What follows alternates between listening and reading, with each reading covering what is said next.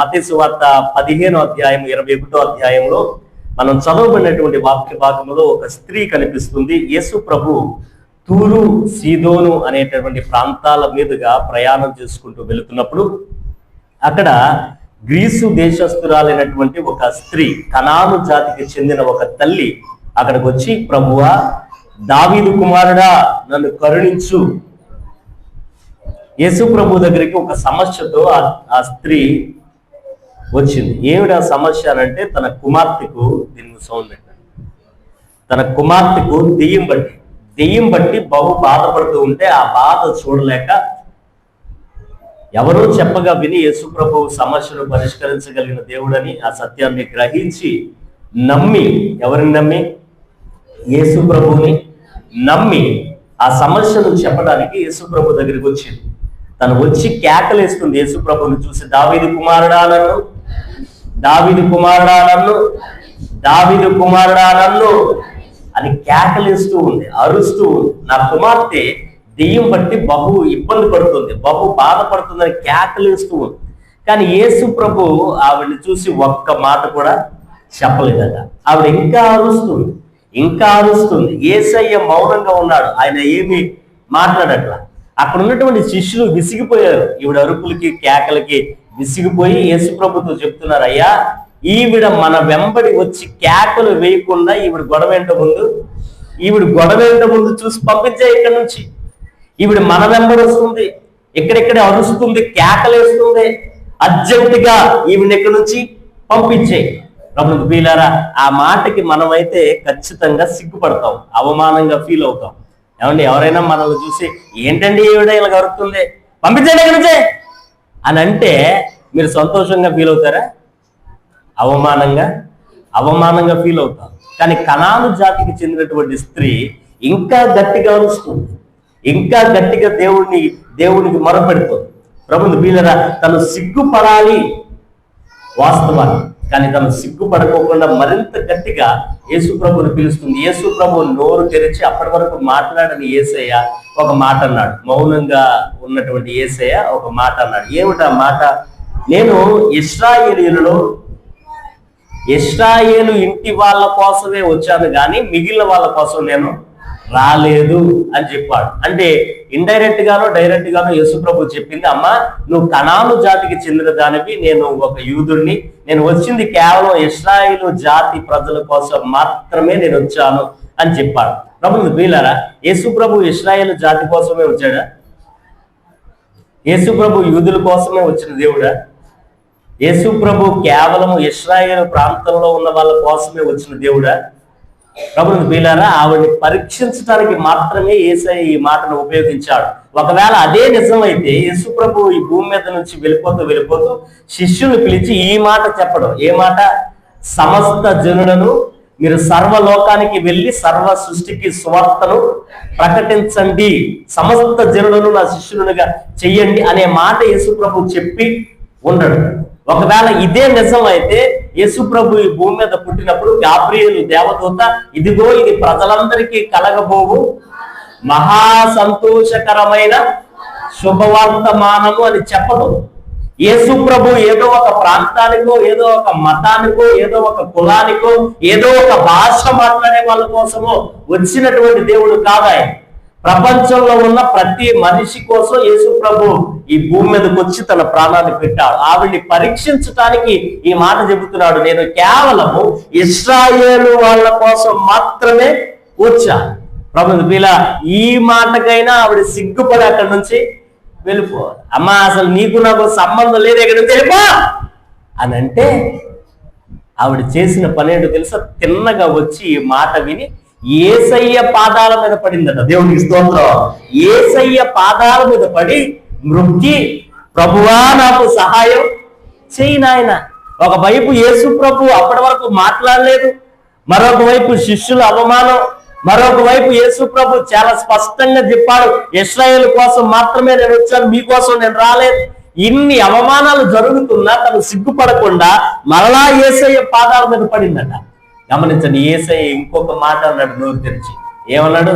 అమ్మా, పిల్లల రొట్టె తీసుకుని కుక్క పిల్లలకు వేయటం యుక్తము అంటే దాని అర్థం తెలుసా? నేను ఇశ్రాయేలు జాతిలో ఉన్నటువంటి పిల్లల కోసం మాత్రమే రొట్టె ముక్కలు ఉన్నాయి నా దగ్గర. ఇశ్రాయేలు జాతికి సంబంధించిన పిల్లలను మాత్రమే నేను పట్టించుకుంటాను. నువ్వు ఈ జాతి కాదుగా, మీ పిల్లలు లేకపోతే నీకు ఇచ్చిన కుమార్తె. గమనించండి, యేసుప్రభు చెప్పింది ఏంటో తెలుసా? ఇశ్రాయేలు జాతిలో ఉన్న వాళ్ళు పిల్లలు. నా దృష్టిలో మీరెవరు చెప్పాలి? మీరెవరు? కుక్క పిల్లలు. గమనించండి, ఈ మాటకి నువ్వు గాని నేను గాని అక్కడ ఉంటే ఉప్పు కారం ఉప్పు కారం మసాలా ధనియాలు తినేవాళ్ళు అక్కడ ఉంటే రోషం వచ్చి, ఏమండి, కోపం వచ్చి, చిచ్చే నిన్ను నమ్మి అక్కడి నుంచి ఇక్కడ దాకా వచ్చానా? మా వాళ్ళు ముందే చెప్తూనే ఉన్నారు ఆ ప్రార్థనకి వెళ్ళొద్దు అని, ముందే చెప్తున్నారు యేసు ప్రభుని నమ్ముకోవద్దురా అని, ముందే చెప్పారు ఇన్ని నష్టాలు కష్టాలు వస్తాయని. గమనించండి, ఎలాంటి డైలాగ్ వేయాలి? ఇవి సిగ్గుపడి అవమానపడి అక్కడి నుంచి వెళ్ళిపోవాలి.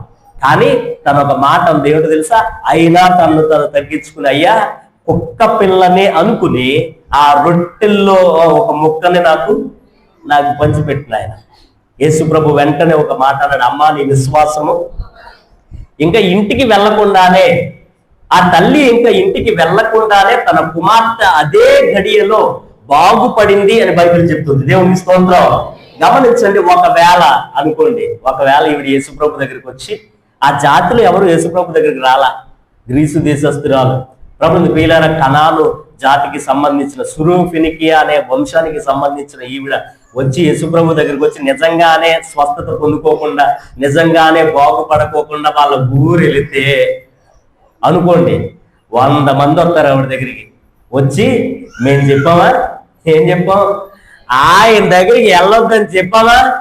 తిక్క చెప్పండి అన్న, తిక్క కుదిరిందా? బుద్ధి వచ్చిందా? జ్ఞానం వచ్చిందా? గమనించండి, ఆవిడ సిగ్గుపడాలి. కానీ యేసు ప్రభు దగ్గరికి వచ్చినటువంటి ఆవిడ సిగ్గుపడే ఛాన్స్ యేసు ప్రభు ఇవ్వలేదు. దేవునికి స్తోత్రం. గమనించండి, అలా అనే ఛాన్స్ ఎవరికి ఇవ్వనివ్వలేదు నా ప్రభు. ఈరోజు ఈ మాటలు వింటున్న సహోదరి సహోదరుడా, కనాను జాతికి సంబంధించినటువంటి ఒక తల్లి తన కుమార్తె కోసం యేసయ్య దగ్గరికి వస్తే, నమ్మి యేసయ్య దగ్గరికి వస్తే ఆవిడ్ని సిగ్గుపడి వెళ్ళనివ్వలేదు ఆయన. ఈ ఆదివారం ప్రభువు నీతో నాతో చెప్పేదదే ఏంటో తెలుసా? నన్ను నమ్మి వచ్చిన మిమ్మల్ని నేను సిగ్గు పడనివ్వను. దేవునికి స్తోత్రం. అందరూ గట్టిగా కలిసి నాతో చెప్తారా? నన్ను నమ్మి వచ్చిన మిమ్మల్ని సిగ్గు పడనివ్వను. దేవునికి స్తోత్రం. యేసయ్య చెప్పేది, నన్ను నమ్మి వచ్చిన మిమ్మల్ని నేను సిగ్గుపడనివ్వను. ఈరోజు యేసు ప్రభుని నమ్మినటువంటి మన జీవితంలో ఆయన మనల్ని సిగ్గుపడనిచ్చేటటువంటి దేవుడు కాదు. కానా అనేటటువంటి ఊరిలో ఒక వివాహం జరిగింది. ఆ పెళ్లిలో ద్రాక్షారసం అయిపోయింది.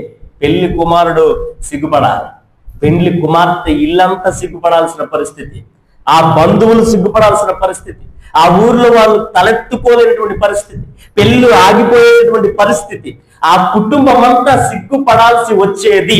కానీ యేసయ్య ఆ పెళ్లిలో ఉన్నాడు కనుక సమస్యను పరిష్కరించాడు. దేవునికి స్తోత్రం. ఒక అద్భుతం చేశాడు. అక్కడ ఏ ఒక్కరిని యేసయ్యను నమ్మి యేసయ్యను పిలిచిన ఏ ఒక్కరిని ఆయన సిగ్గు పడనివ్వలేదు. ఆయన చెప్పేది ఏంటి? నన్ను నమ్మి వచ్చిన మిమ్మల్ని. ఆ మాట అందరూ అనేదాకా నా ప్రసంగం అవ్వదు. నన్ను నమ్మి వచ్చిన మిమ్మల్ని సిగ్గు పడనివ్వను. దేవునికి స్తోత్రం. కానా వివాహంలో ఏ ఒక్కరిని ఆయన సిగ్గు పడనివ్వల. బైబిల్ గ్రంథంలో నోవాహు అనేటటువంటి భక్తుడు ఆది కాండంలో మనకి కనిపిస్తాడు. దేవుడు పిలిచి చెప్పాడు, నోవాహు ఒక ఓడను నిర్మించయ్యా అని. మీకు తెలుసా, చరిత్ర చెబుతుంది నోవాహు ఒక 50 నుంచి 70 సంవత్సరాలు ఒక ఓడను కట్టాడు. ఎన్ని సంవత్సరాలు? 50 సంవత్సరాలు పైనే. 50 నుంచి ఒక 70 సంవత్సరాలు కట్టుంటాడట. ఆ పెద్ద వాడ దేవుడిచ్చిన కొలతలతో ఒక వాడను తయారు చేశాడు. ఈ 50 నుంచి 70 సంవత్సరాలు వాడను నిర్మిస్తూ నోవాహు కనిపించిన వాళ్ళందరికీ చెప్పాడు, అరే బాబు వినండిరా బాబు, నిజమైన దేవుడు ఉన్నాడు. ఇదిగో జలప్రళయం రాబోతుంది, మనందరం దారి తప్పిపోయాం, దయచేసి నా మాట వినండి, దేవుడి వైపు తిరగండి. ఇదిగో దేవుడు నాకు చెప్పాడు వాడ నిర్మించమని. ప్రచండమైన వర్షం రాబోతుంది కాబట్టి నమ్మి అంగీకరించి అందరూ ఎక్కడికి రండి? వాడలోనికి రండి. గమనించండి, 70 సంవత్సరాల పైనే నోవాహు సువార్త ప్రకటిస్తూ ఉంటే నోవాహును చూసి ఈడికి పిచ్చి పట్టిందిరా, ఈడెక్కడ దొరికాడురా మెంటోడు, మనకి ఎక్కడొచ్చిందిరా వాన, అసలు వాన ఎక్కడిది, మబ్బులు ఎక్కడి, ఈ భూమి మీద ఎప్పటిదాకా నీళ్లు చూసామో మనం, జలప్రలయం ఎలా వస్తుంది, హేళన చేశారు నోవాహును చూసి, వెక్కిరించారు నోవాహును చూసి. కానీ వినండి, నోవాహు వాడ నిర్మించడం పూర్తవ్వగానే, ఆ వాడలో నోవాహు కుటుంబం ప్రవేశించగానే దేవుడే తలుపు మూసాడట, వాడ తలుపు. నువ్వు లోపలికి వెళ్ళిన సంగతి నేను చూస్తానంటే అనర్థం. దేవుడే తలుపు మూసాడు, జలప్రలయం వచ్చింది. గమనించండి, ఆ రోజు నోవాహును వెక్కిరించిన వాళ్ళందరూ సిగ్గుపడ్డారు, కానీ నోవాహు మాత్రం. ఈరోజు ఈ మాటలు వింటున్న సహోదరుడు, దేవుడు చెప్పేది దేవుడు తెలుసా, నన్ను నమ్మి వచ్చిన మిమ్మల్ని సిగ్గు పడనేవారు. యాయీరు అనే భక్తుడు బైబిల్ గ్రంథంలో మనకు కనిపిస్తాడు. యేసుప్రభు దగ్గరికి వచ్చాడు, తన కుమార్తె చావు బతుకుల మధ్యలో ఉంది. నాయన యేసయ్యా, మా ఇంటి రావాలయ్యా, నా కూతురు మరణిస్తుంది, నువ్వు రాకపోతే చచ్చిపోతాయ్యా, బాధ కూడా నువ్వు రావాల్సిందే. యేసయ్య అన్నాడు, వస్తాను బాధ. మధ్యలో రక్తస్రావ రోగం కలిగిన చిన్న దడ్డు పడింది, సమయం ఆలస్యమైంది, యాయీరుకి టెన్షన్ పెరిగిపోతుంది. యేసయ్య ఆ సమస్యను పరిష్కరించి ముందుకు నడవబోయే లోపు యాయీరు ఇంట్లో నుంచి కొంతమంది వచ్చి చెప్పారు, అయ్యా ఇంకా బోధకుడిని శ్రమ పెట్టొద్దు, ఆల్రెడీ నీ కుమార్తె మరణించింది. యేసయ్య యాయీరు చూసి ఒక మాట అన్నాడు, భయపడొద్దు, నమ్మిక మాత్రం. గమనించండి, ఆ రోజు మరణించింది అనుకున్నటువంటి తన కూతురును యేసయ్య ఇంటికి వెళ్ళి మరణించినటువంటి యాయీరు కుమార్తెను తిరిగి బ్రతికించాడు. దేవునికి స్తోత్రం. గమనించండి, యాయీరు, నువ్వు నన్ను నమ్మి వచ్చావయ్యా, నన్ను నమ్మి వచ్చిన నిన్ను నేను సిగ్గు. ఈరోజు ఈ మాటలు వింటున్న సహోదరుడా, మనము ఆయన్ని నమ్మి వచ్చినట్లయితే ఆయన మనల్ని సిగ్గుపడనిచ్చేటటువంటి దేవుడు కాదు. ఒక వృద్ధాప్యంలో ఉన్నటువంటి ఒక పాస్టర్ గారు చెప్పినటువంటి సాక్ష్యం నేను మీతో పంచుకుంటాను. విజయవాడ పట్టణంలో ఆయన దేవుని సేవ చేస్తున్నాడు. ఇప్పుడు ఆయన పరిచర్య, ఆయన సేవ చేయడానికి ముందు, అనగా పరిచర్యకు రావడానికి ముందు ఆయన ఒక ఉద్యోగం చేసేవాడు. బిఎస్ఎన్ఎల్ ఆఫీస్, ఏ ఆఫీసు? బిఎస్ఎన్ఎల్ ఆఫీస్ లో ఆయన ఉద్యోగం చేసేవాడట. గమనించండి, అక్కడ ఆ పెద్ద ఆఫీస్ లో ఆయన కూడా ఉద్యోగం చేసేవాడు. ఆ ఉద్యోగం అయిన తర్వాత, రిటైర్డ్ అయిన తర్వాత ఆయన సేవలోకి వచ్చేసాడు. ప్రభుత్వ ప్రియులారా, ఆ ఆఫీసు పెద్ద హాల్ అంట. ఇది వరకు ఇప్పుడులాగా క్యాబిన్స్ ఉండేవి కాదు. అప్పట్లో క్యాబిన్స్ అంటే మీకు తెలుసు కానీ మీకు అర్థమైంది అనుకో, గదుల్లాగా ఉండేవి కాదు. అందరూ ఒకే హాల్లో ఉండేవారు. ఎంప్లాయీస్ అందరూ, ఆ ఉద్యోగస్తులందరూ పెద్ద హాల్ ఉంటుంది. 11 మందట మొత్తం, ఈయనతో కలిపి 11 మంది ఉద్యోగస్తులు ఆ పెద్ద హాల్లో కుర్చీలు వేసుకుని కూర్చునేవారు. ఎదురుగుండా టేబుల్ ఉండేవి, వాళ్ళకి అటెండర్స్ ఉండేవారు. ఆ పెద్ద హాల్లో ఒకరి తర్వాత ఒకరు కుర్చీలు వేసుకుని కూర్చుని వాళ్ళ డ్యూటీలు, అనగా వాళ్ళకి ఇవ్వబడినటువంటి ఆ డ్యూటీని వాళ్ళు చేస్తూ ఉండేవారు. ఈయన యేసుప్రభుని నమ్ముకున్నటువంటి వ్యక్తి ఈ పెద్ద ఆయన. గమనించండి, ఆయన ఉద్యోగం చేస్తున్నటువంటి కొత్తలో ఈయన ప్రభువుని నమ్ముకున్నటువంటి సత్యం తెలిసినటువంటి వాళ్ళు అక్కడికి, అనగా ఈయన హాల్లోకి వచ్చేటప్పటికి డైలీ ఆఫీస్కి పొద్దున్నే క్యారేజ్ పట్టుకుని వస్తే ఈయన చూసిన వెంటనే ఆ మిగిలిన 10 మంది, అందులో పురుషులు ఉండేవారు, ఉద్యోగం చేసేటటువంటి స్త్రీలు కూడా ఉండేవారు. గమనించండి, ఈయన చూడగానే అందరూ ఆయన చూసి హల్లెలూయా అనేవారంట. ఏమనేవారు? హల్లెలూయా అనేవారంట, హేళనగా నవ్వుతూ. అరే హల్లెలూయా గడచాడురా. ప్రభువుని ప్రియులారా, ఆ 10 మంది ఇన్ని విక్రించేవారట, నవ్వేవారట, హేళన చేసేవారట. యేసు ప్రభువుని నమ్ముకున్నటువంటి ఈయన్ని చూసి విక్రించేవారట. ప్రభువుని ప్రియులారా, ఒకరోజు మనసుతో బాధపడుతూ వాక్యం చదువుతున్నాడట. ఏంటనైనా నన్ను అందరూ హేళన చేస్తున్నారు, హల్లెలూయా గాడు అంటున్నారు, హల్లెలూయా హల్లెలూయా నవ్వుతున్నారు నన్ను చూసుకుని. నేనే తప్పు చేయలేదు, నా పని నేను చేసుకుంటూ వెళుతున్నాను.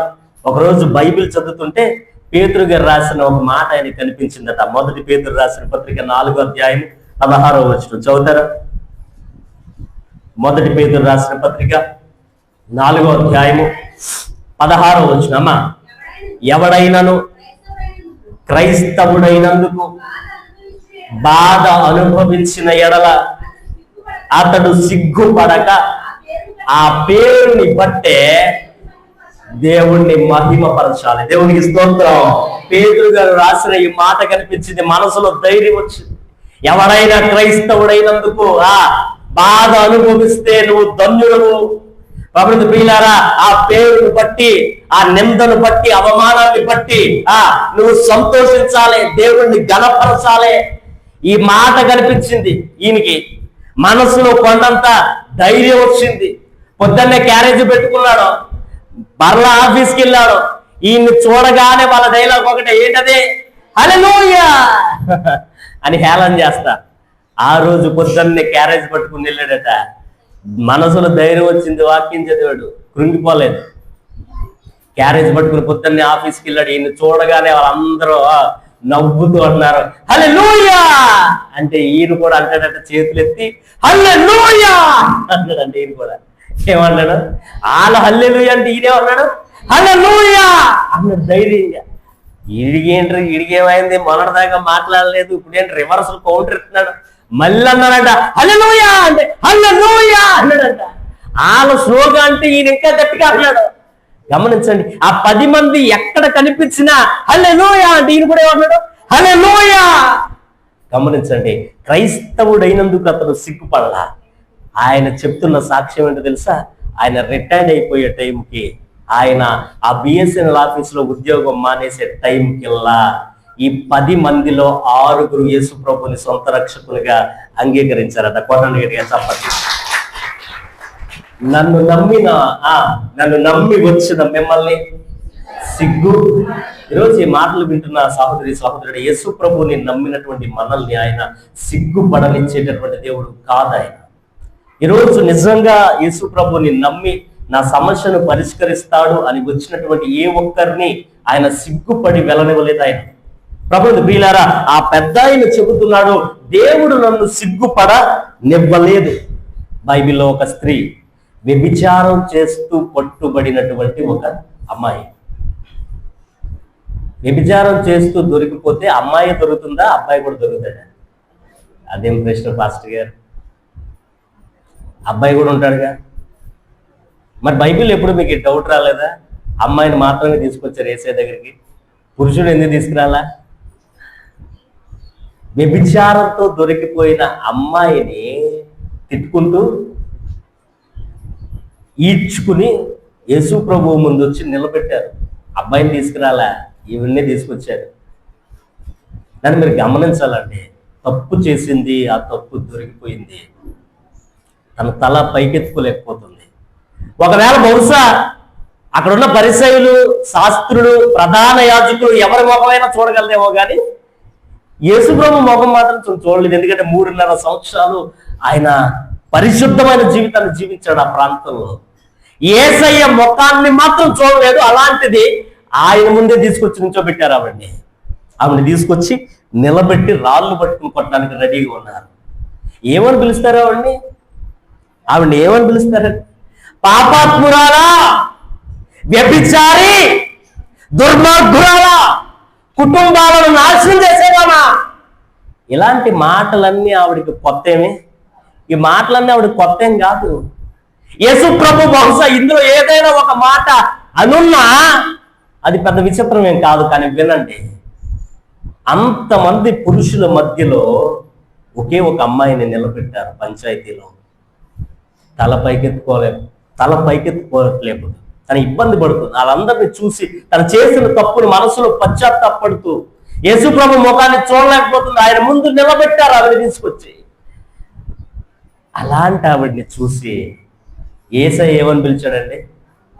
ఏమన్నాడు తెలుసా? ఆవిడని చూసి, అమ్మా. నేను అనుకుంటాను ఈ మాటకి ఆవిడ కళ్ళలో నుంచి కన్నీళ్ళు వచ్చి ఉంటాయి. చరిత్రలో ఇలాంటి యుగ పురుషుడు ఇంకెవరైనా ఉన్నారా? ఏ మత గ్రంథం ఇలా పిలుస్తుందండి?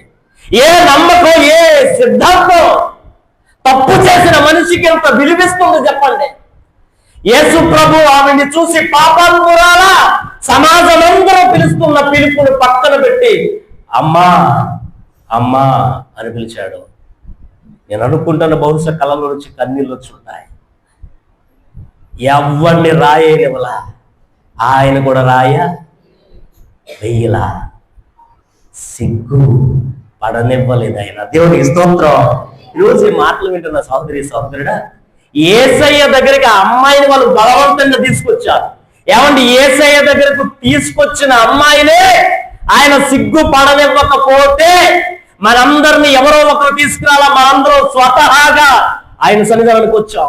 నువ్వు నిజంగా దేవుడి దగ్గరికి వచ్చి, నాయన నేను చేసింది తప్పు, చేసింది పాపం, నన్ను క్షమించు నాయన, నా నోటి ద్వారా తప్పు చేశా, కళ్ళ ద్వారా తప్పు చేశా, శరీరం ద్వారా నాలో తప్పు ఉంది నాయన అని నువ్వు ఒప్పుకుంటే, ఏమండి ఆయన దగ్గరికి తీసుకొచ్చిన అమ్మాయినే సిగ్గుపడనివ్వకపోతే, స్వతహాగా నువ్వు ఆయన దగ్గరికి వస్తే ఆయన నిన్ను కూడా సిగ్గు పడనివ్వడు. ఆయన నువ్వు చేసిన తప్పు నువ్వు ఒప్పుకుంటే ఆయన సిగ్గు పడనివ్వడు. ఆయన నన్ను నమ్మి వచ్చిన మిమ్మల్ని ఆయన వాగ్దానం చేస్తున్నాడు. సిగ్గు అప్పొస్తున్నటువంటి పౌలు మెలితే అనేటటువంటి ద్వీపానికి వెళ్ళాడు. అందరూ మంటగాగుతున్నారు కూర్చొని చలికి.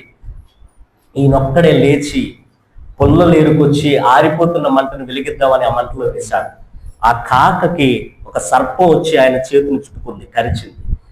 గమనించండి, వెంటనే ఆ పామును చూసిన వాళ్ళందరూ అన్నారు, పౌరులు చూసి, ఇతను నరహంతకుడు, దుర్మార్గుడు, న్యాయ మాత ఇతన్ని వదల్లో, ఇతను చచ్చిపోతాడు, ఇప్పుడే చచ్చిపోతాడు, ఇంత దుర్మార్గుడు అనుకోలే ఇతను. పౌరుని చూసి అందరూ అనుకున్నారు. ఒక దేవుని సేవ చేసేటటువంటి సేవకుడిని చూసి వాళ్ళు అన్న మాటలు, పౌలు సిగ్గుపడాలి, అవమానపడాలి.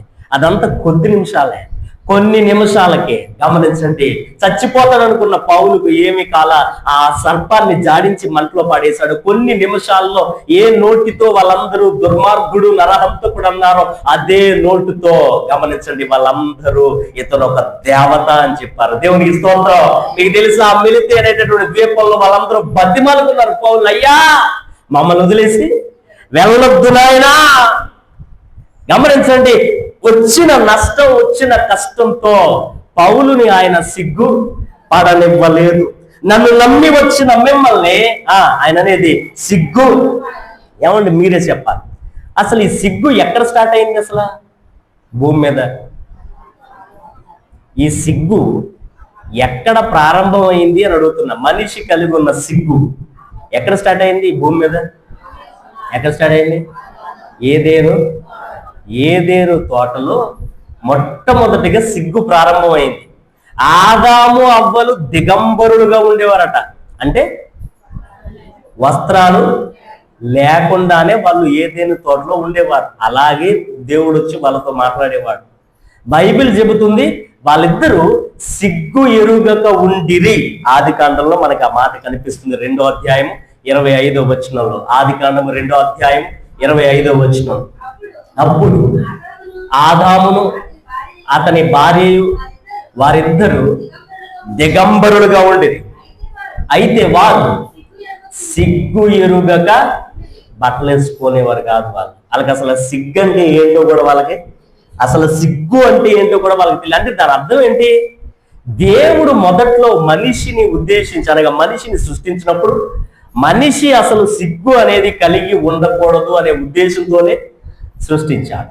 అదే ఉద్దేశంతోనే మనిషిని నిర్మించాడు. మీకు తెలుసు, చిన్నపిల్లలు మీరు చూడండి, చిన్నపిల్లలు వాళ్ళ ఊహ తెలిసే వరకు ఆడు బట్టలు లేకుండానే తిరిగేస్తాడు, అటు ఇటు గంతేస్తాడు, ఎగురుతాడు, దూకుతాడు. చుట్టాలు వస్తే వాళ్ళు ముందే వచ్చి నిలబడతాడు ఇలాగా బట్టలు లేకుండా. ఆడికి తెలీదు. ఆడికి మీరు చెప్తేనే తెలుస్తుంది, రే వేసుకో, బట్టలు వేసుకో. బలవంతంగా వేయాలి పిల్లలకి బట్టలు. ఊహ తెలిసే వరకు వాళ్ళకి ఇది తప్పు, ఇది రైటు, బట్టలు వేసుకోవాలి, ఇది సిగ్గుపడ్డం, ఇవేమి వాళ్ళకి తెలియదండి. తప్పు అంటే ఏంటో వాళ్ళకి తెలియదు. అంటే దాని అర్థం తెలుసా? ఆదాము అవ్వలు చిన్న పిల్లలు ఎలాగైతే మనస్తత్వాన్ని కలిగి ఉన్నారో అదే మనస్తత్వాన్ని కలిగి ఏదేను తోటలో జీవించారు. వాళ్ళకి తప్పు అంటే ఏంటో వాళ్ళకి తెలియనే, పాపం అంటే ఏంటో తెలియదు వాళ్ళకి. ప్రభువుని పిల్లల మరి ఎప్పుడు సిగ్గుపడ్డారు వాళ్ళు? సిగ్గు ఎలా వచ్చింది వాళ్ళకి? సిగ్గు అనేది ఎలా ప్రారంభమైంది? ఎప్పుడైతే వాళ్ళు పాపం చేశారో సిగ్గు అనేది బయటపడింది.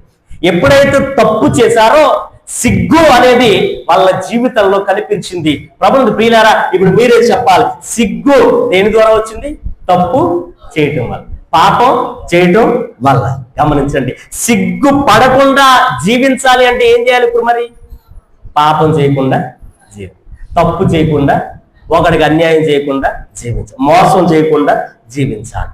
ఈరోజు ఈ మాటలు వింటున్న సహోదరుడు, ఆదాము అవ్వలను దేవుడు సృష్టించినప్పుడు వారు మహిమ శరీరముతో సిగ్గు అనేది ఎరుగకుండా ఉండాలి అనే ఉద్దేశంతోనే దేవుడు మనిషిని సృష్టించాడు. కానీ మనిషే తప్పు చేసి పాపం చేసి సిగ్గును తీసుకొచ్చాడు, సిగ్గును తెచ్చుకున్నాడు. బైబిల్ గ్రంథంలో దావీదు అనే మహారాజు కనిపిస్తాడు. బెత్షెబా అనేటటువంటి ఒక పరాయి వ్యక్తి భార్యతో తను పాపం చేశాడు. అలా తప్పు చేసినప్పుడు, పాపం చేసినప్పుడు మనసు గుచ్చుకుంది తనకి. ప్రభువు ప్రియులారా, చేసిన తప్పుని బట్టి బైబిల్ చెప్తుంది తను సిగ్గుపడి ఒక గదిలో నుంచి బయటికి రాలేకపోయాడు దావీదు. ఇదే దావీదుని ఎగ్జాంపుల్ గా మీరు తీసుకోండి.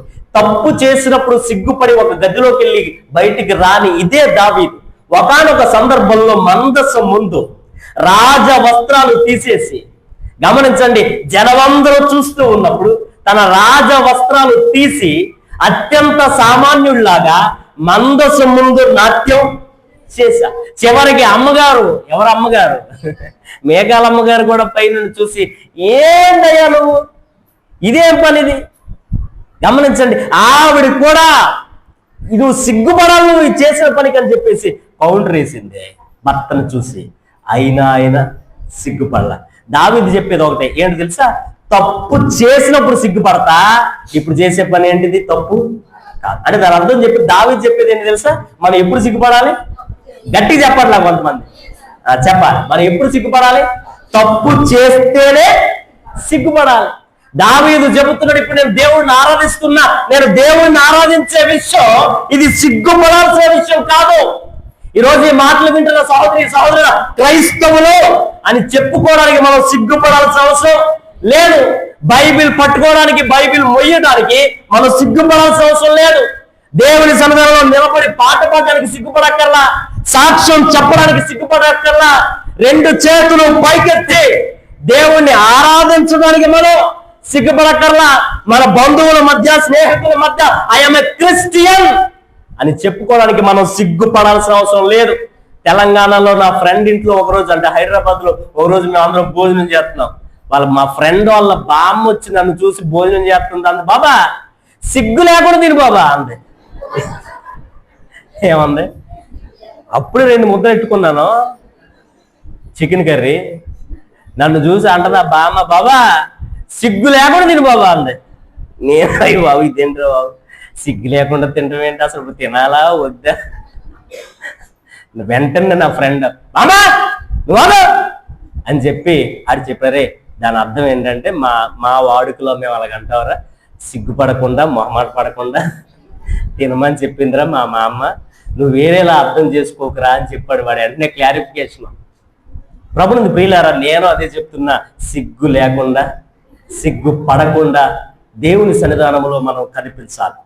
దేవుని సన్నిధానానికి రావడానికి సిగ్గుపడకండి. ఆదివారం మందిరానికి రావడానికి, శుక్రవారం దేవుని స్తుతించడానికి, పాట పాడడానికి, సాక్ష్యం చెప్పడానికి, స్వార్థ ప్రకటించడానికి, దేవుని కోసం నిలబడడానికి మనం సిగ్గుపడాల్సిన అవసరం లేదు. ఎందుకంటే క్రైస్తవ్యం ఒక కులం కాదు, ఇది క్రైస్తవ్యం ఒక మతం కాదు, ఇది ఉగ్రవాదం కాదు, ఇది అన్యాయం కాదు, ఇది అక్రమం కాదు, ఇది ఒక మనిషిని నాశనం చేసేది కాదు. ఇది బైబిల్ చెబుతుంది, నిన్ను వలె నీ పొరుగు వారిని ప్రేమించండి అని చెప్పే గొప్ప సంస్కారం ఇది.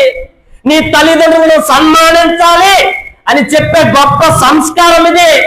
భర్తకి లోబడాలి అని చెప్పే గొప్ప సంస్కారం ఇది. భార్యని ప్రేమించాలి అని చెప్పే గొప్ప సంస్కారం ఇది. నీ శత్రువులని సహితం ప్రేమించండి అని చెప్పే గొప్ప సంస్కారం ఇది. ఐఎమ్ ఏ క్రిస్టియన్ అని చెప్పుకోవడానికి మనం సిగ్గుపడకూడదు. నేను క్రైస్తవుణ్ణి అని చెప్పడానికి మనం సిగ్గుపడనే. బైబిల్ చదవడానికి మనం సిగ్గుపడక్కర్లా. దేవుణ్ణి స్తుతించడానికే మనం సిగ్గుపడక్కర్లా. మిస్ యూనివర్స్ గా మారింది 2023 సంవత్సరంలో. అమ్మాయి పేరు శ్వేత శబ్ద. అందాల పోటీలో గెలిచింది 2023 సంవత్సరంలో శ్వేత శబ్ద. ఆవిడ అడిగారు, నువ్వు గెలవడానికి కారణం ఏంటి? ఇంటర్నేషనల్ స్టేజ్ మీద జడ్జిలు అడిగారు, నువ్వు ఈ అందాల పోటీలో గెలిచావుగా, ఇన్ని దేశాలను ఓడించి నువ్వు గెలిచావుగా, దీనికి కారణం ఏమిటి? నిలబడి తను చెప్పలా, నా అందం, నా తెలివి, నా స్కిల్, నా టాలెంట్ ద్వారా నేను గెలిచాను చెప్పలా. తను ఏం చెప్పింది తెలుసా? I believe in Jesus. He is the reason for my success. ఈ రోజు నేను విజయం సాధించడానికి కారణం ఒక ఇంటర్నేషనల్ స్టేజ్ మీద ఒక అందాల పోటీలో అమ్మాయి చెబుతుంది, నేను యేసు ప్రభువుని అంగీకరించాను, ఆయనే నన్ను గెలిపించాడు. దేవునికి స్తోత్రం. ఈరోజు మాటలు వింటున్న సహోదరి సహోదరుడా, దేవుణ్ణి నమ్మినందుకు మనం సిగ్గుపడాల్సిన అవసరం లేదు. యోబు బైబిల్ గ్రంథంలో మనకు కనిపిస్తాడు.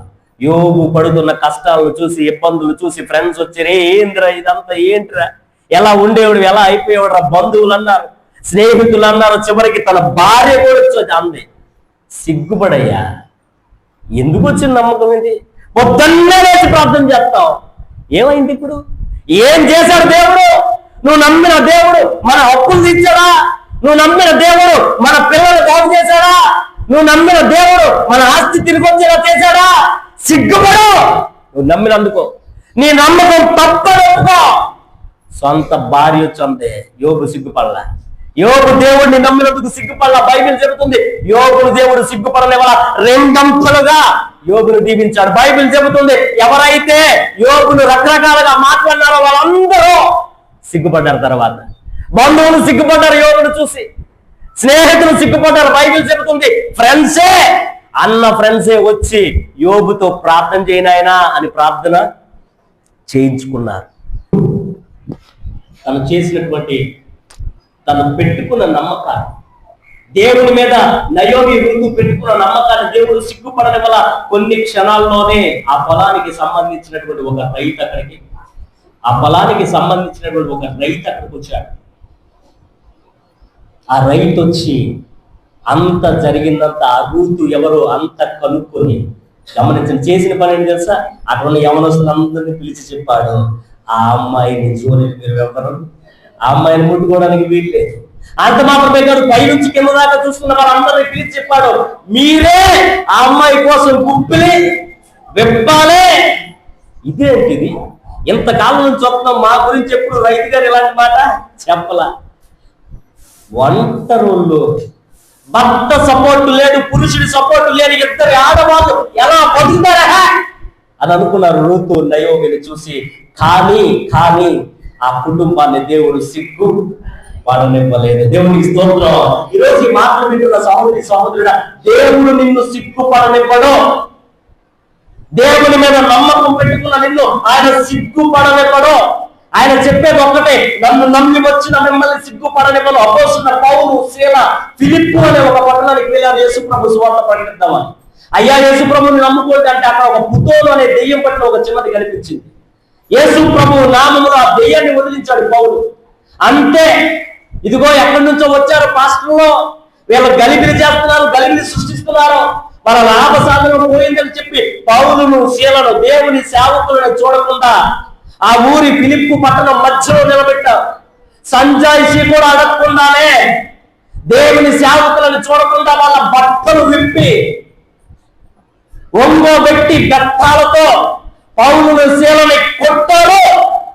ఎంత అవమానం అండి, ఎంత సిగ్గండి, ఏం తప్పు చేశారండి, దెయ్యం పట్టిన అమ్మాయిని బాగు చేయడం తప్ప అడగల పౌలు, అడగల శీల. అయ్యా యేసు ప్రభు నిజమైన దేవుడని చెప్పావయ్యా, ఎవరికి అన్యాయం చేసావయ్యా మేము అడగల. బట్టలు పండి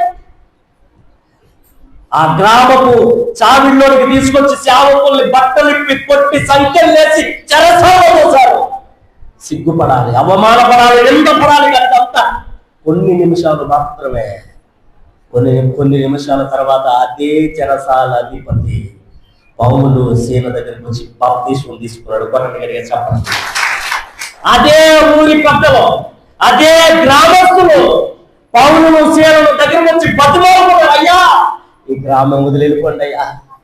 ఈరోజు ఈ మాటలు వింటున్న సహోదరి సహోదరుడా, దేవుని నమ్మిన నిన్ను సిగ్గుపడలేడు. అందుకే అపోస్తలుడైన పౌలు రోమా సంఘానికి ఉత్తరం రాస్తూ ఈ మాట చెప్తాడు. కలిసి సోదరు రోమిలకు రాసిన పత్రిక 9వ అధ్యాయం 33వ వచనం. త్వరగా వాక్యాన్ని ముగిస్తున్నాను. రోమిలకు రాసిన పత్రిక 9వ అధ్యాయం 33వ వచనం. ఇదిగో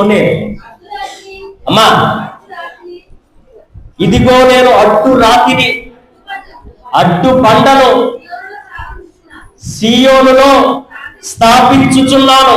ఆ తర్వాత మాట అందరూ చదవాలి. ఆయన యందు విశ్వాసముంచువాడు సిగ్గు పరచ. దేవునికి స్తోత్రం. అదే పౌలు చెబుతున్నాడు, నువ్వు దేవుడిని నమ్మావా? అయితే దేవుడు నిన్ను సిగ్గుపడనివ్వడు. ఆయన యందు విశ్వాసం ఉంచిన వాళ్ళు ఏ కులమైనా, ఏ మతమైనా, ఏ వ్యక్తి అయినా ఆయన సిగ్గుపడనివ్వడు. ఈరోజు ఈ మాటలు వింటున్న సహోదరుడు నేను వాక్యం ముగించేస్తున్నాను. 3.5 సంవత్సరాలు యేసు ప్రభు ఇజ్రాయెల్ అనేటువంటి దేశంలో యూదయ, సమరయ, గలిలయ ప్రాంతంలో సువార్త ప్రకటించాడు. ఎవరికి అన్యాయం చేయాల, పరిశుద్ధుడు అంటే ఎలా ఉండాలో అలా జీవించాడు. ఆయన్ని చూసి అందరూ ఆశ్చర్యపడే విధంగా జీవించిన యేసు ప్రభువుని ఒకరోజు దొంగని పట్టుకున్నారు సైనికులు వచ్చి. ఒక దొంగని పట్టుకున్నట్టుగా పట్టుకున్నారు. న్యాయస్థానాలు మార్చి తిప్పారు, అన్యాయపు తీర్పు చెప్పారు, హేళన చేశారు, పిడుగుద్దులు గుద్దారు, వెక్కిరించారు, ముళ్ళ కిరీటం పెట్టారు, ముఖంలో ఉమ్మేశారు. సిగ్గుపరించాడు ఆయన. ఎవరిని పల్లెత్తి మాటలు, పరిశుద్ధంగా జీవించిన యేసయ్యను పిడిగుద్దులు గుద్దారు, ఆయన సిగ్గుపరించాడు. అరచేతులతో కొట్టారు, సిగ్గుపరించాడు. యెరూషలేము వీధుల్లో ఆయన్ని సిలువ పట్టుకుని ఊరేగేలా చేశారు, సిగ్గుపరించాడు. గొల్గతా అనే కొండ మీద ఆయన్ని వేలాడదీశారు. ఎలా వేలాడదీశారు? చరిత్ర చెబుతుంది. రోమా చరిత్ర ప్రకారం ఒక వ్యక్తి సిలువ వేయబడితే అతన్ని బట్టలన్నీ తీసేసి సిలువెక్కించాలి. యేసు ప్రభువుని 33.5 సంవత్సరాలు శ్రేష్టమైన జీవితాన్ని జీవించిన యేసు ప్రభువుని, నా ప్రభువుని, వ్యభిచారంతో దొరికిపోయిన స్త్రీని కూడా అమ్మా అని సంబోధించిన వ్యక్తిత్వం కలిగిన యేసయ్యని, పరిశుద్ధంగా జీవించిన యేసయ్యని బట్టలు తీసేసి అక్షరగ్రంగా శిలువ మీద వేలాడ తీశారు. అయినా సిగ్గుపరించాడు. కారణం తెలుసా? ఒకటే, నన్ను నమ్మిన ఏ ఒక్కరూ సిగ్గుపడకూడదు. కొట్టండి గట్టిగా చెప్పండి. ఈరోజు యేసు ప్రభువుని నమ్మిన నిన్ను నన్ను సిగ్గుపడనివ్వడు ఆయన. అవమానంతో చేసిన తప్పుతో నరకానికి వెళ్ళనివ్వడు ఆయన. నరకానికి తీసుకెళ్లే దేవుడు కాదు ఆయన. ఆయన అంటున్నాడు, నా యందు విశ్వాసం ఉంచిన వాళ్ళందరినీ నేను ఎన్నడూ సిగ్గుపడనివ్వను. దేవుని స్తోత్రం. ఆయన చెప్పేది ఒకటి, నన్ను నమ్మి వచ్చిన మిమ్మల్ని సిగ్గు